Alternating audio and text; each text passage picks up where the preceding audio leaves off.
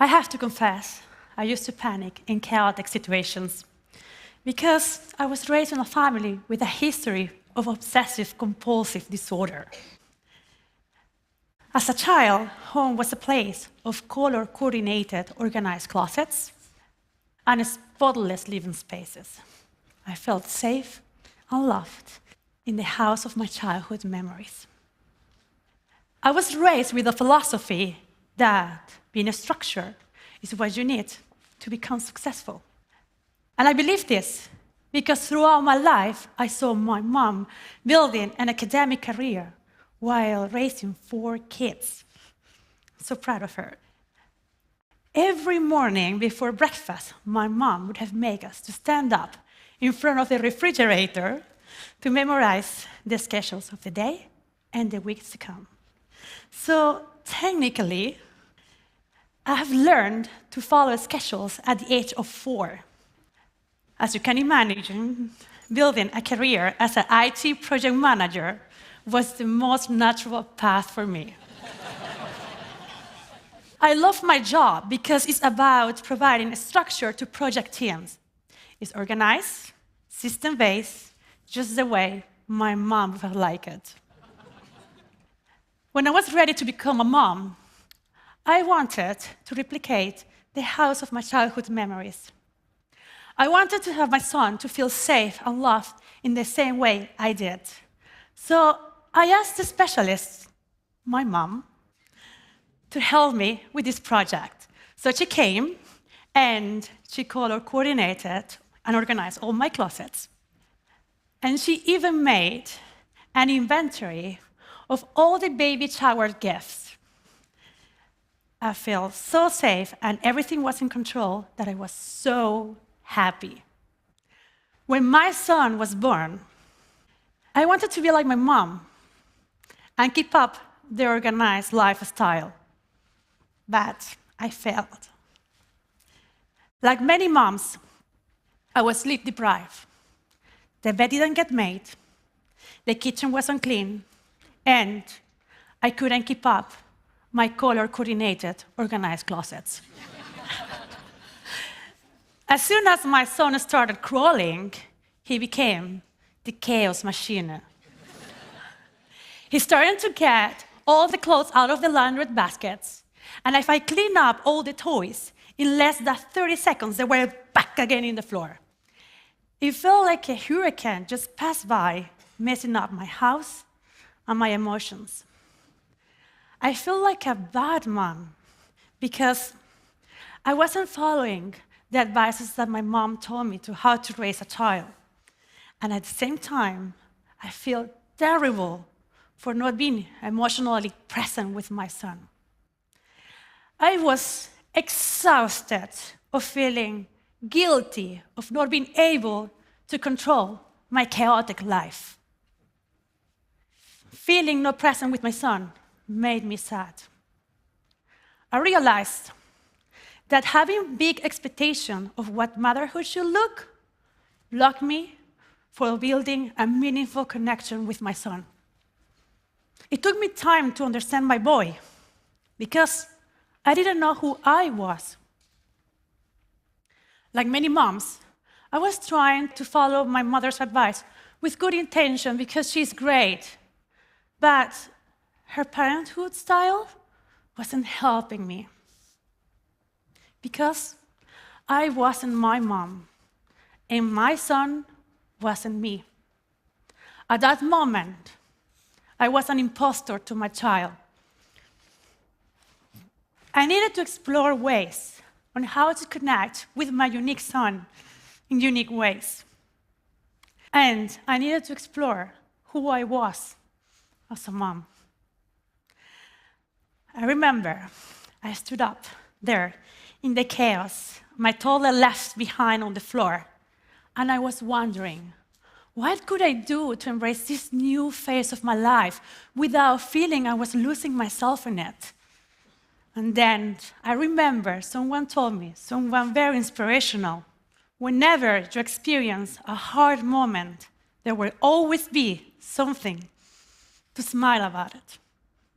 And that moved me. So trying to find the smile in my chaotic life, I started to take pictures like this. And then I got the courage to show it to my colleagues and friends. And to my surprise, they were not horrified by my chaotic life. Instead, they showed me tons of compassion. And then later, I read in a survey that 92% of moms feel stressed about having people over just because their house is not as clean or organized in the way as they want it to be. So the feeling that I wasn't alone on this motivated me to explore ways of how to connect with my son. So I decided to gather all my pictures and started a personal project that I call the Happy Explorer Project, to explore the chaos, my son's chaos, and ultimately, my chaos.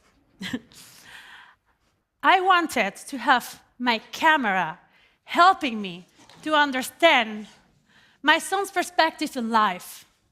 I wanted to connect with his world and be part of it. I wanted to feel and sense what he was experiencing when he was exploring life for the first time. The first thing I noticed when my son was in a chaotic room, he wasn't judging himself or anything else. He was in the now. He wasn't asking himself, why aren't my Legos color coordinated? Or where are my toys manuals? Instead, he was calm. He was walking around the room, picking up all the objects he would find interested.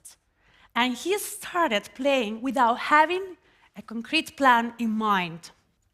Then, he started to explore fearlessly all possible ideas until something new and creative will come up. And when he had the aha moment, he was bold. I was inspired by this, and slowly, my messy home stopped feeling like a war zone. Instead, I started to feel like I was living in an art studio. By allowing myself to be present, I was experiencing the creative thinking process of my son, the best teacher. I stopped seeing chaos. Instead, I started to see magic. My messy home started to become a still life toy compositions that was inspiring me to write little stories that I will read to my child. Some of the stories, my child didn't like it very much, like this one, the last word of the yellowfish. At the end of the story, the fish died, and he hated it. He gave me the feedback to become a better writer. And as a result, we started to build together an intimate diary of children's tale where we will celebrate our creativity together. I stopped seeing my son's friends like naughty guys. Instead, I started to see them as little artists, young artists who were coming to a party where I was the waitresses and the security guard. Before, when children were playing silently, hiding in a room, I was freaking out because I thought they were setting up my house on fire. But the Happy Explorer project helped me to understand that if this happened, true collaboration is happening. Kids were learning how to share ideas and work together. And I was so inspired to see that at the end, when they finalized their projects, they were celebrating the results together. It was just beautiful. But wait a minute. Sometimes The kids didn't like the Lego tower they built. So, no problem. They will knock it out, destroy it with pleasure, and from the mess, they will start all over again. I was inspired by my son's friends and my son's ability to keep calm in chaos, explore opportunities, fail, ask for help, and start again. This not only helped me to connect with my son, but with myself. Professionally, I started to be more steadier in chaotic situations. But personally, I started to connect with my lost inner artist. I used to be a cellist.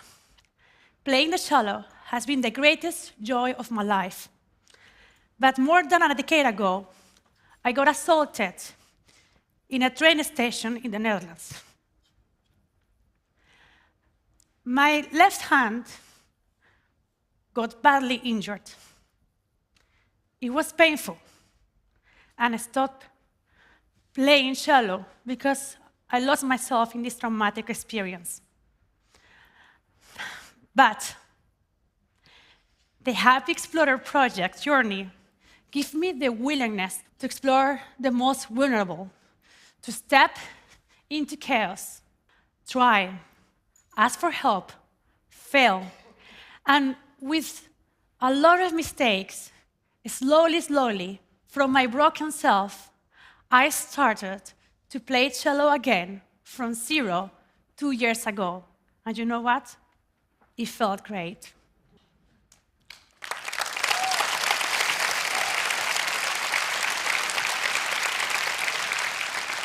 Let me confess you something else.